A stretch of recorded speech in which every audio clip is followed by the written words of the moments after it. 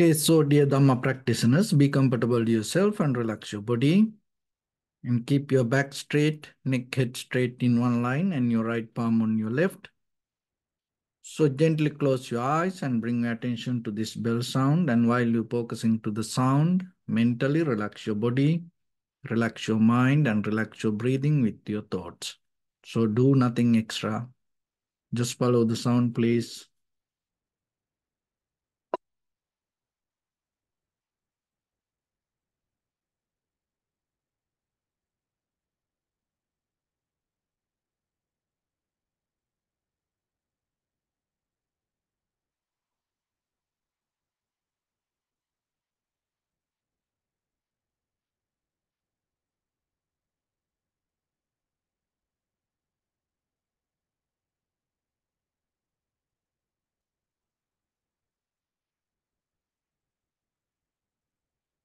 Namo tassa bhagavato arahato samma sambuddhassa. Namo tassa bhagavato arahato samma sambuddhassa. Namo tassa bhagavato arahato samma sambuddhassa.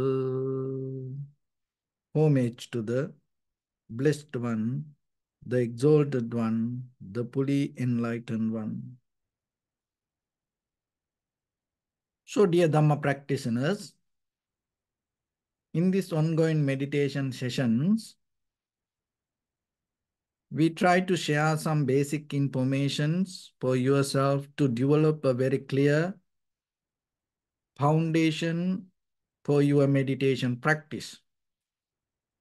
So, when it comes to our conventional life, always we have to remember this everything conditioned by something else. If anything, that whatever you experience is conditioned by something else, that's mean you should not harbor, you not clinging to, you should not hold it to that. Even though you experience it in the moment, it's not belong to you. But when we experience in the moment, according to the moment of the feelings, sometimes our mental formations, our cankers, call it again and again and again. So that is the very nature of this body. But still you have to remember, whatever you experience with this eye, ear, nose, tongue, body and mind, it is only for the moment. And whatever the life you gain, even this life, by the time this everything going to go away, and even you come back again and again, or wherever you experience the life, any existence, it's itself not going to be sustainable. It always depending from something and it always belong to change. So then just imagine,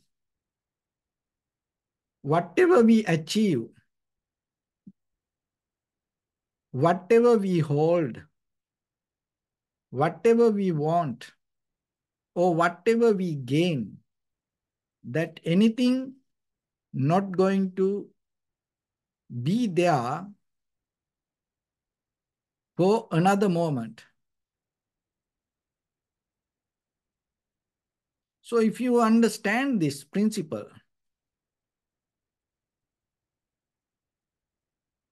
it will help for you to little bit withdraw from the moment or back up from the situation rather than holding it to or clinging it to it. So that is a skill that you have to develop. For that, you need some kind of wisdom. Because just doing something not going to help you. Even practicing many, even tranquilizing mind not going to help you. That's why you need the vipassana knowledge, vipassana understanding. So the vipassana means deeply, thoroughly, you observe how things come to be as they are. Everything, whatever belong to your eye, ear, nose, tongue, body, mind. These all six faculties, all these six consciousness, all the object related to these six faculties, that is what called everything. And if you are capable to see how it come to be as it is, then you will recognize it always happened because of something. This cause and conditions everywhere, all the time. Whatever you name as the world or as universe, it all depending from cause and conditions. So understanding this without personalizing, without having self-centered mind, or without having preconditioned mind, if you are capable to see this nature, that understanding itself will help you to withdraw from the grasping or clinging, holding, harboring nature. For that, there is a step-by-step method you have to develop. So the very basic principle, even though our purpose is gaining the wisdom, there are very basic foundation you have to put into this practice. Before the Buddha, people used to practice in many ways, but they didn't know how to gain the complete liberation or the Nibbana. They were practicing to gain some kind of high mental powers or kind of like a transformation to themselves or get into some kind of heavenly existence. But no one knew how to completely get out of this. So there are four principles, there are three principles or the three practice you have to develop to gain any kind of physical, mental development. So one is moral discipline, moral principles, which we call the sila.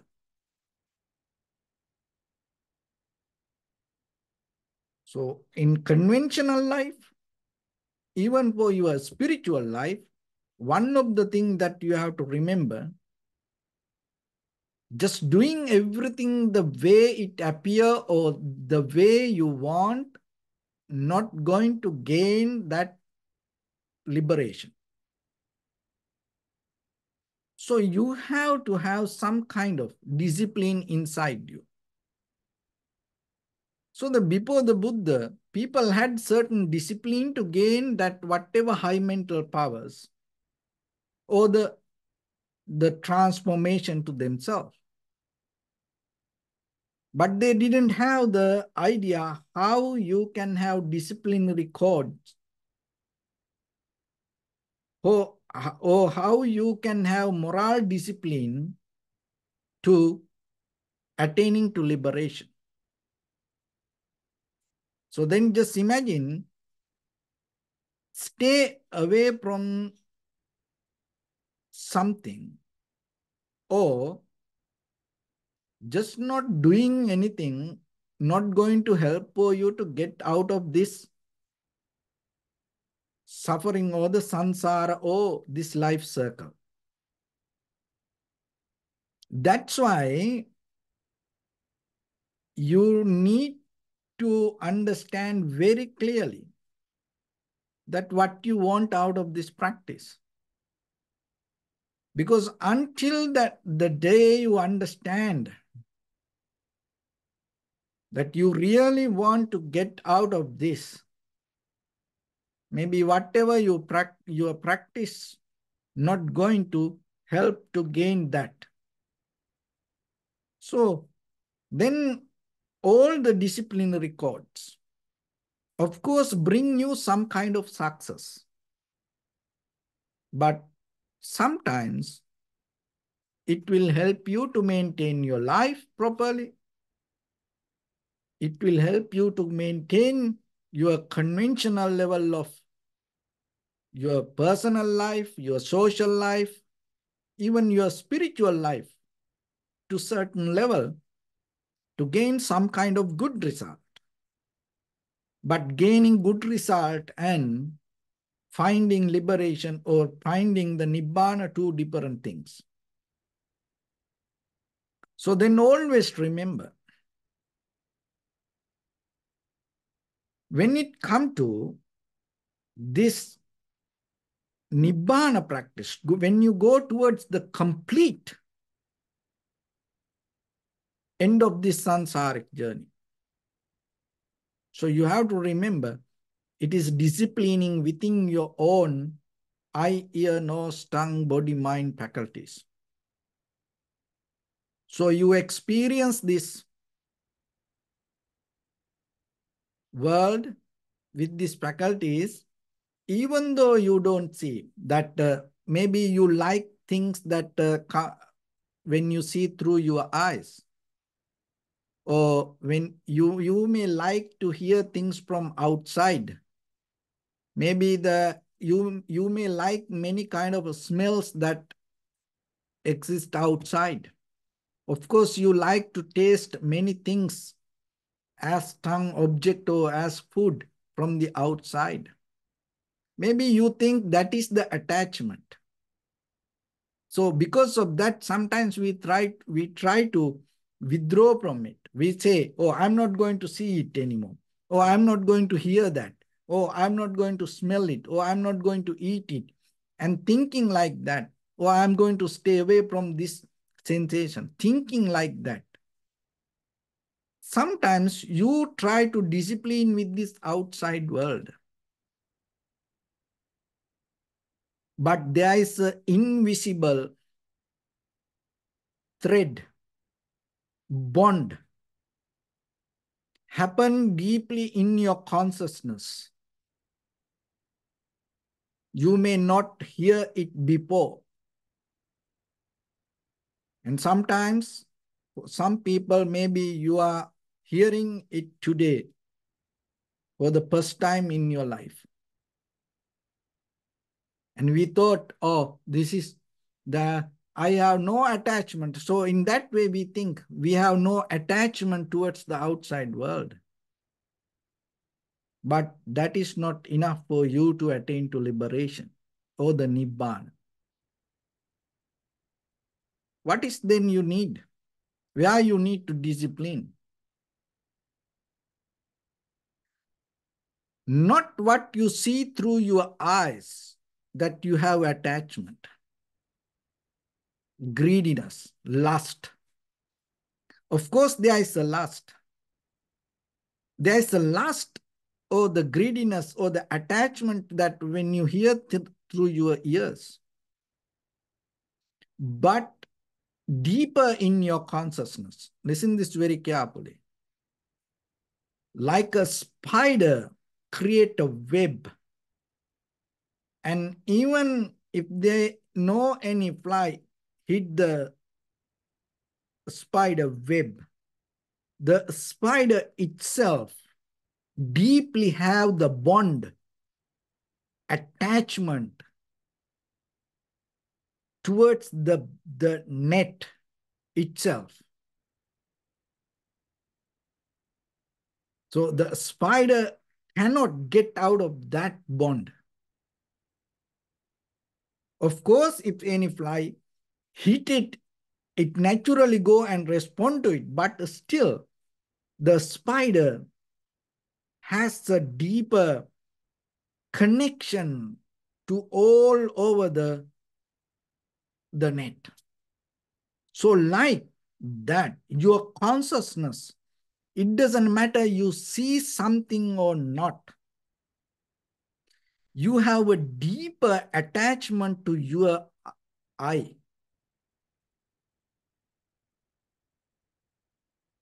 Because of that attachment, you like to see through it.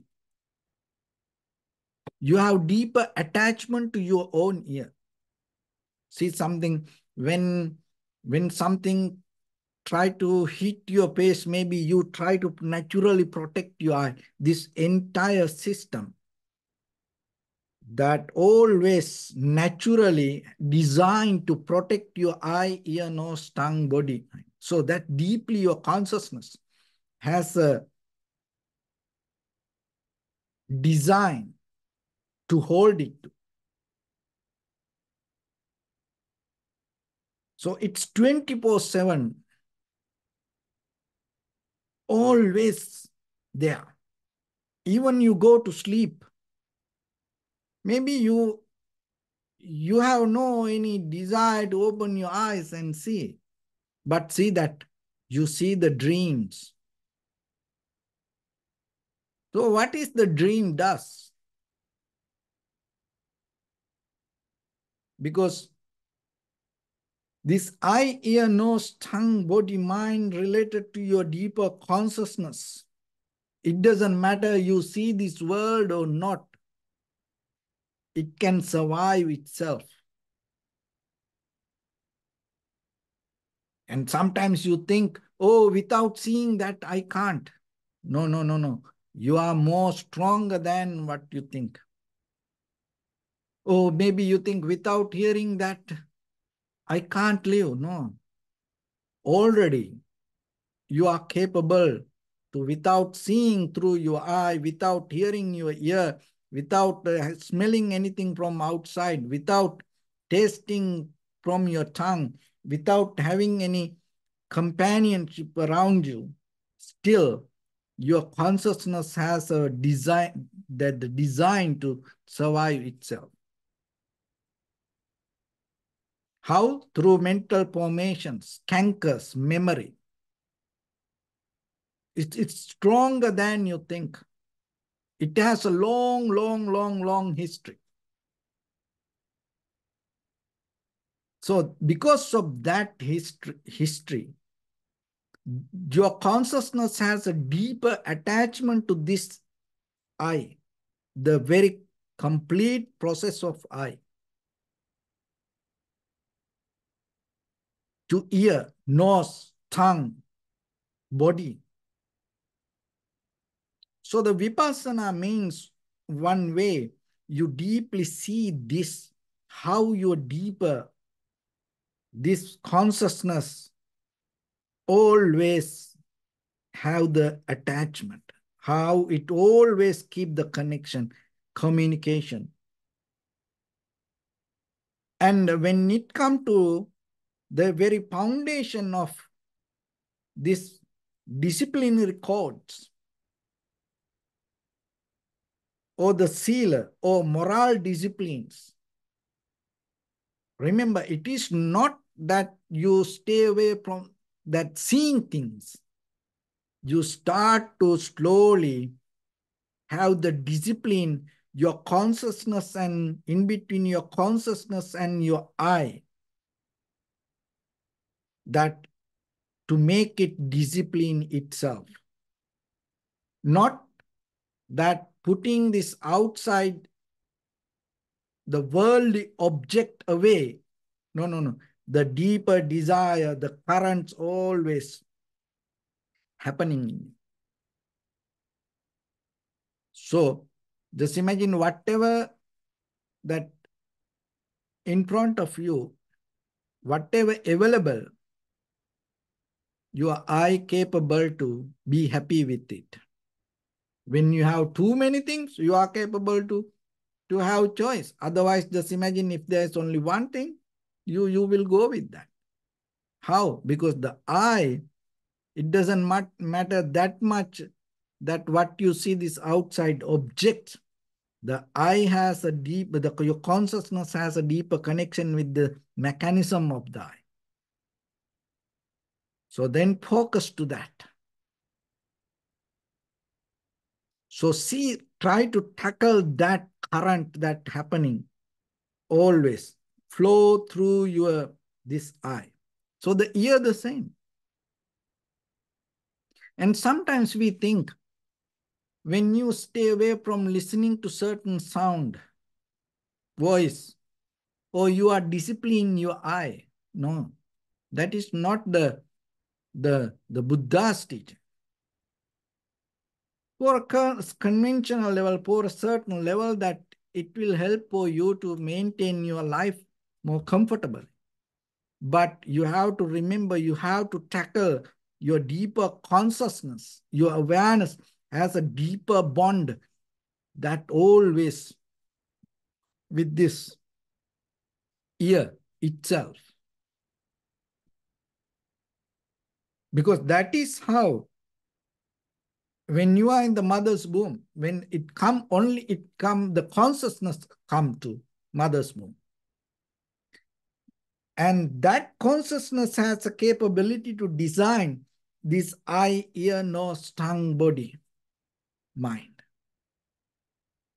See, it is not a physically come like that. It is the energy. So that the consciousness, if you don't have the any bond or the any desire with your this I, then you are not capable to build it inside your mother's womb. So the ear, nose, the same. So the tongue, and then sometimes you think, oh, now I can stay away from this kind of aromas. And then you think you are disciplining your nose. No. So the tongue also say most of time how we discipline our tongue. Stay away from certain food. Or maybe you think, oh, I am vegetarian. I don't eat meat. But maybe you are so attached to potato, or maybe you are so attached to salad.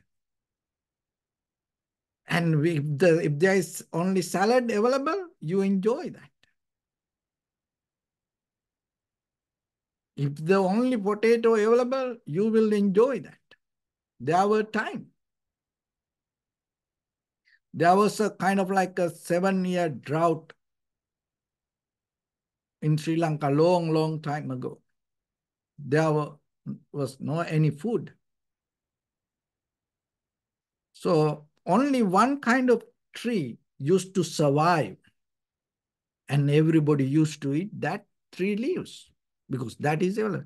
But still, and some people enjoy it, like you having a kind of like a steak. You can do that. You can enjoy potato like you enjoy some kind of meat.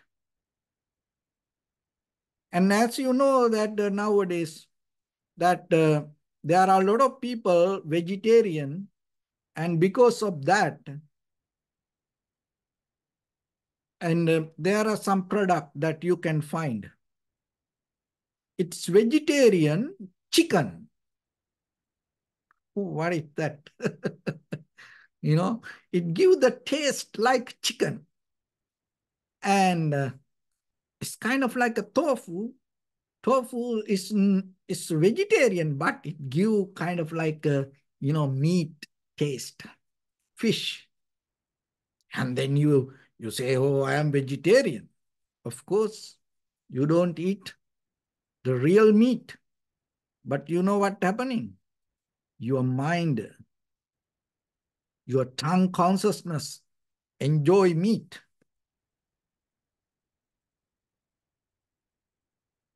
So it doesn't matter what you eat.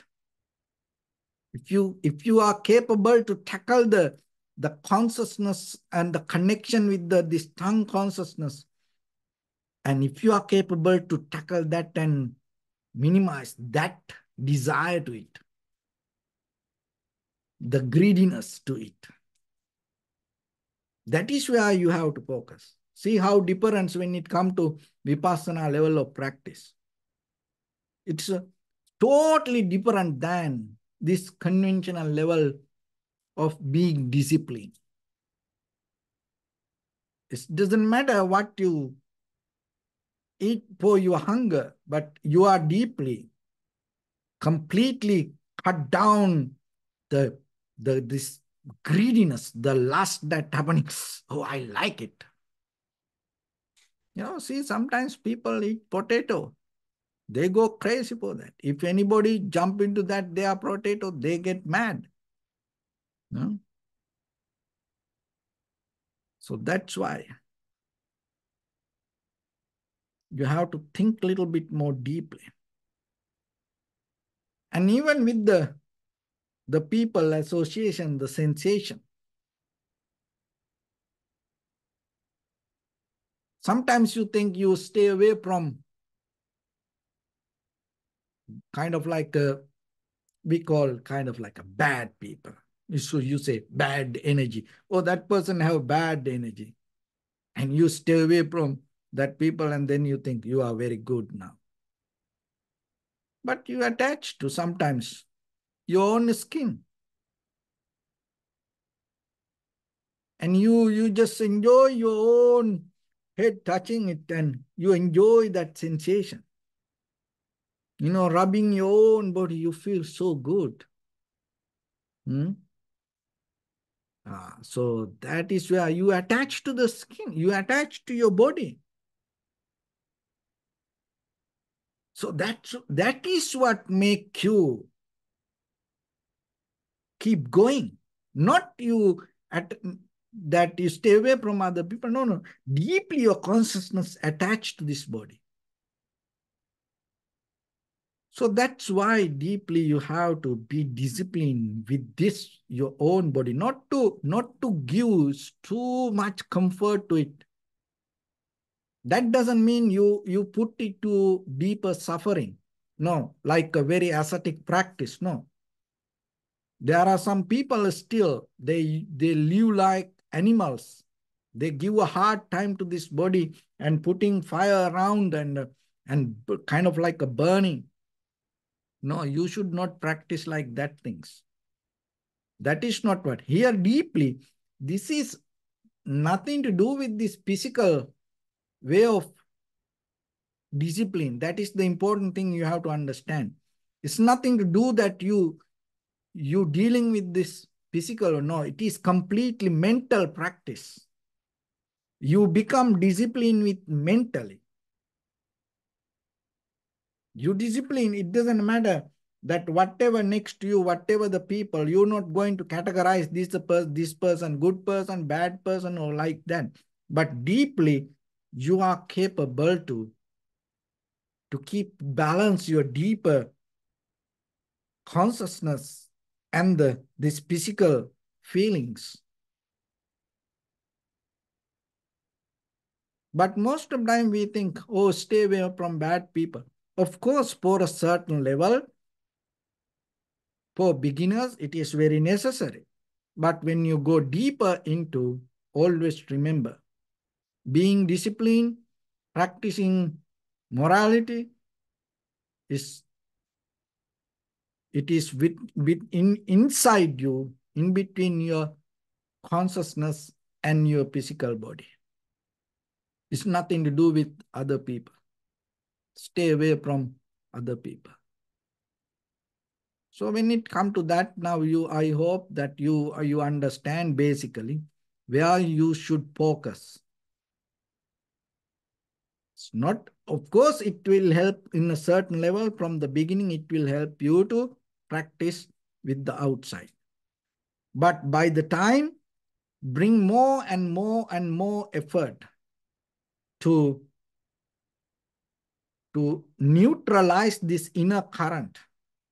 Otherwise, what will happen? I will tell you, more disciplined people sometimes get more disappointed. How? Because you may stay away from seeing this unwanted things, or the people say kind of like bad things, kind of like now you are used to see always the good things. And what happened by the time? In case if you see little bit bad things, you get so mad or disappointed, unhappy. Just imagine you used to hear always the good thing. You push always the bad things, bad things. Now you condition yourself. Oh, I am hearing only good. In case if you hear a little bit something bad, you get so disappointed, mad. Why? Because you become more sensitive to that things then. Just imagine you keep washing always washing your hands, and this all hand sanitizers and putting always. By the time, what will happen to this skin? You become more sensitive to germs. Right away, it will catch you. Same like the the just imagine you think, oh, I am vegetarian, I don't eat meat.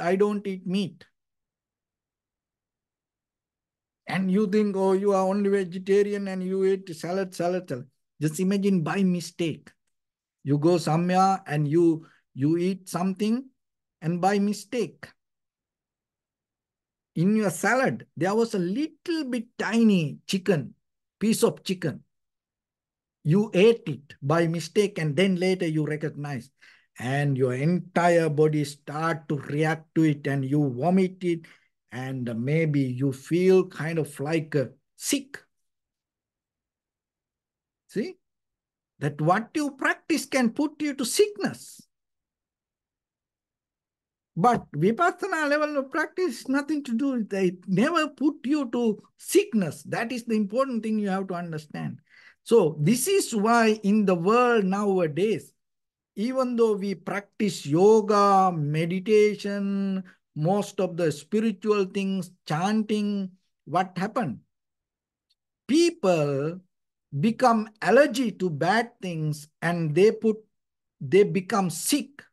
That is why all over the world now, more than spiritually wise people, you will see spiritually sick people. Why? Because they, on the surface level, they try to push the world away from them. And then they put the mask, oh, I am good. I am practicing good. I am practice meditation. And compassion, loving kindness. Oh, may all living beings be well and happy. But if you see a bad person, oh, that person is bad. No? What's the meaning of all living beings? If you see a rat, you you get disappointed. If you see a snake or tiger, you get afraid. But what you mean by all living beings when you open your heart to all living beings? Why the mosquitoes are not included to that? That's why you have to get out of this hanky-panky spiritual practice. It's because everywhere people, they don't go deeper into that. That's just only surface level, putting labels.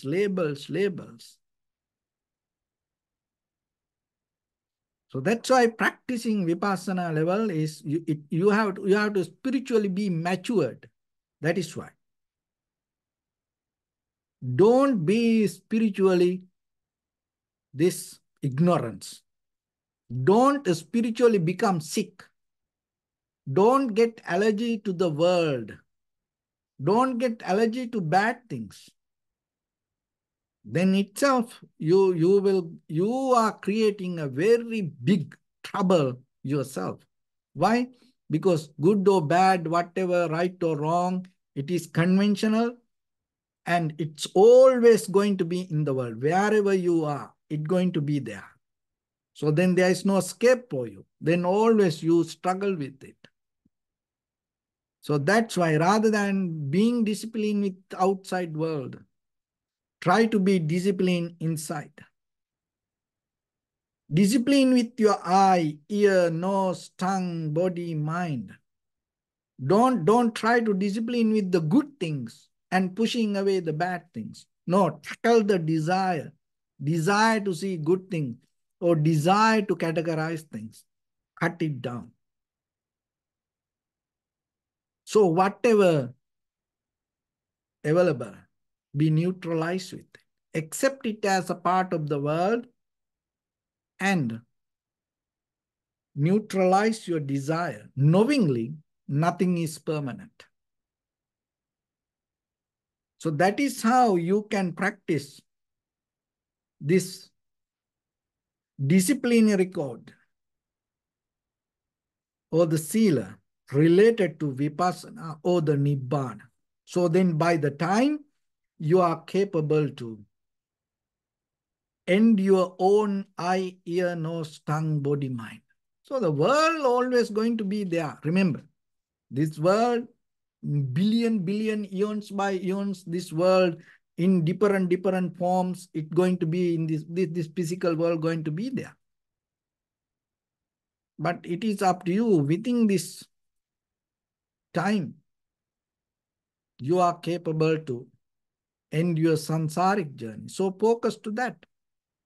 So then rather than empowering, rather than enriching your deeper consciousness and eye, consciousness and ear, consciousness and nose, consciousness and tongue, consciousness and body, consciousness and mind, connection, neutralize it. Reduce the strength and the power of it. Knowingly that whatever the desire arises, don't hold it as you. No, it arises as a result of some kind of conditions inside.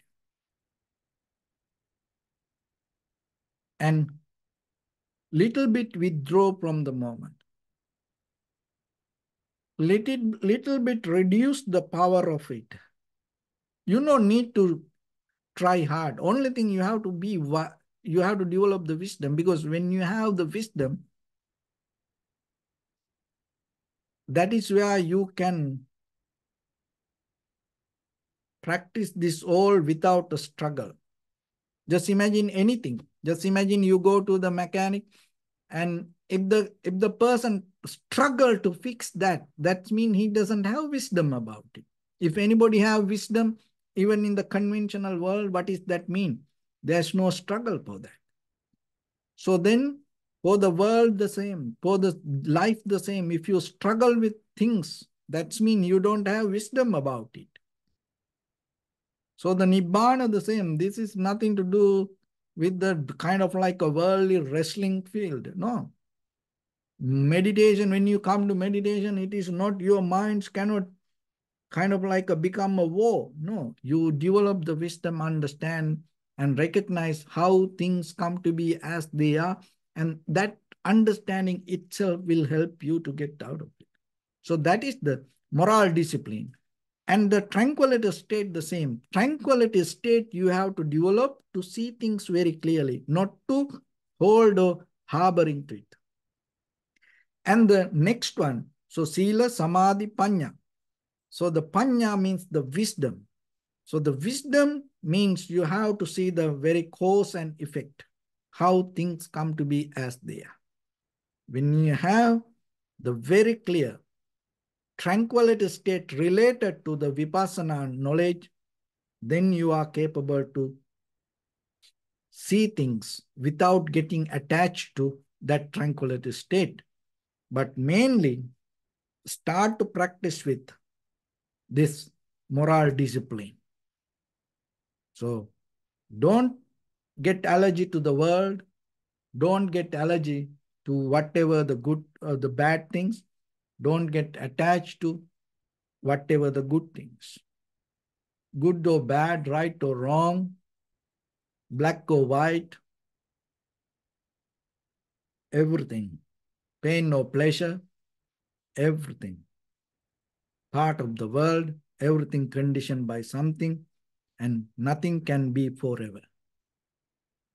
So once you see that, little by little, start to see how your deeper inner desires have the connection in between your eye, ear, nose, tongue, body, mind, and be disciplined there. No one can see that. Only you know it. But by the time, that will take you to the ultimate bliss of Nibbana. So with that, let's get into practice a little bit now. So your right palm on your left and neck head straight in one line and be comfortable with your posture. So bring your attention to your body and scan head to toes yourself and say Swapateva, or may I be well and happy 3 times.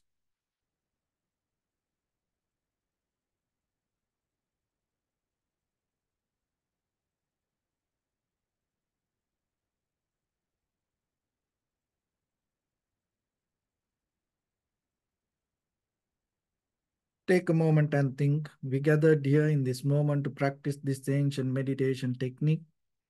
All the Buddhas, all the enlightened masters followed this path and achieved wisdom. So we also gathered here to accumulate that knowledge. In this moment with this sitting, may my body become more comfortable, may my breath be more smooth, may no difficulties come to me. May all the success come to me. Also think for a moment, this is the last moment we're spending in this very lifetime, and detach your mind from all your past memories and as well as any kind of future thoughts. Just try to remain in the present moment, observing the sensation of your inhalation and exhalation. So in the beginning, deeply and gently, breathe in, breathe out 3 times and find the sensation, please.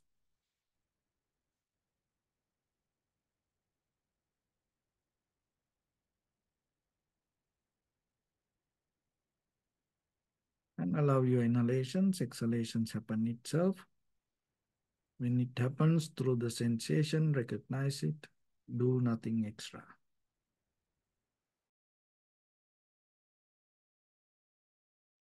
Bring your attention to your body, please. Observe your posture.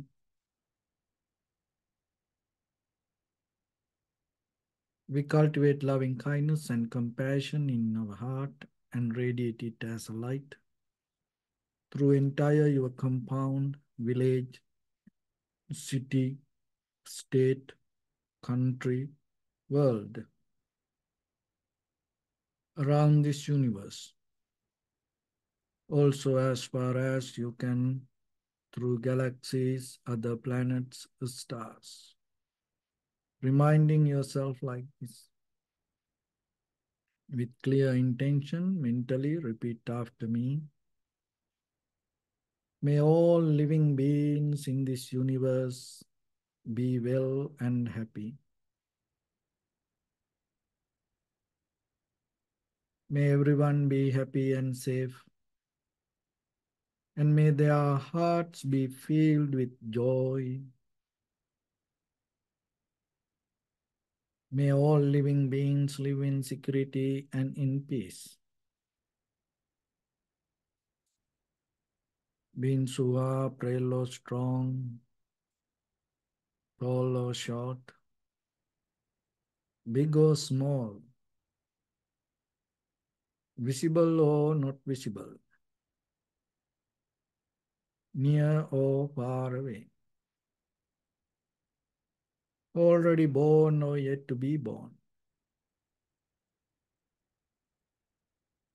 May all of them dwell in perfect tranquility. Let no one do harm to anyone. Let no one put the life of anyone in danger. Let no one out of anger or ill will wish anyone any harm.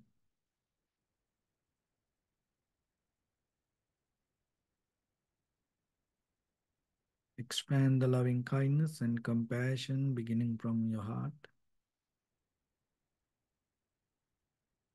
Forward.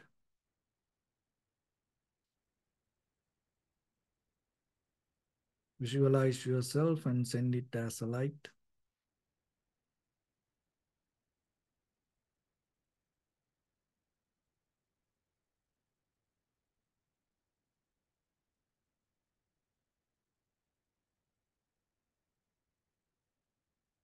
To your backside,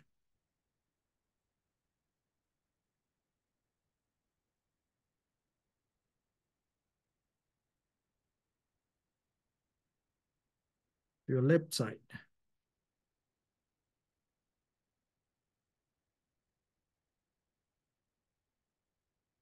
and to your right side.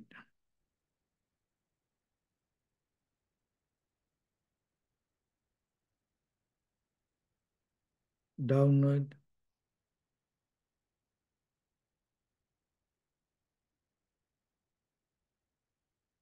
and upward.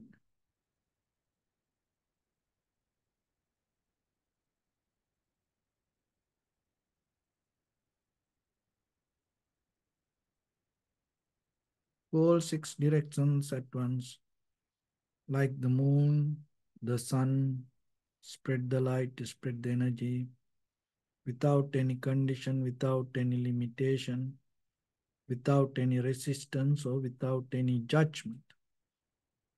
Let your heart to shine with the loving kindness and compassion from the bottom of it, with the maximum effort to the highest, wishing yourself, may all living beings in this universe be well and happy.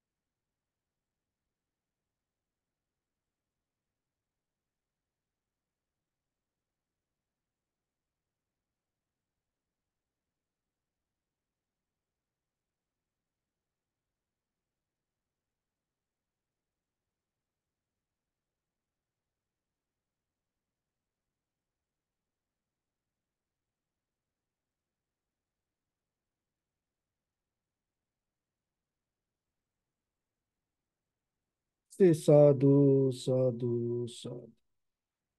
So first of all, we offer this practice to the great qualities of the Buddha, Dhamma, and the Sangha. Also, by the power of this meritorious deed, may all of us attain to the supreme bliss of Nibbana. May all your guardian angels and deities will receive these merits and increase their longevity and protect all of you from any kind of planetary influences or any ill effects. Ittavata cha ammehi sampadam punya sampadam sabbe deva anumodantu sabba sampatti siddhya. Sabbe bhuta anumodantu sabba sampatti siddhya. Sabbe satta anumodantu sabba sampatti siddhya. Imaya dhamma nudhamma patipattiya buddhang pujemi dhammang pujemi sanghang pujemi. Addaya imaya patipattiya jati jara vyadhi maranam ha paribundhisami. Idang me punya kammang asavakkaya vahang hotu sabba dukkha pamuncatu. Bless you.